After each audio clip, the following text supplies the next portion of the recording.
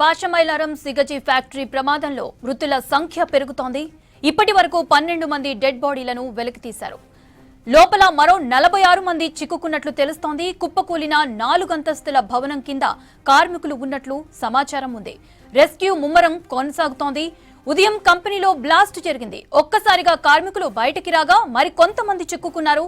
ఇటు కెమికల్స్ ఘాటైన వాసనతో చుట్టుపక్కల జనాలపై ఎఫెక్ట్ పడింది. పలువురు అస్వస్థతకు గురైనట్లు తెలుస్తోంది. గాయపడ్డ వారిని సమీప హాస్పిటల్లో చికిత్స అందిస్తున్నారు. స్పాట్ లో దగ్గరుండి రెస్క్యూ ఆపరేషన్ పర్యవేక్షిస్తున్నారు మంత్రులు వివేక్, దామోదర రాజనరసింహ. కార్మికులకు అండగా ఉంటామన్నారు.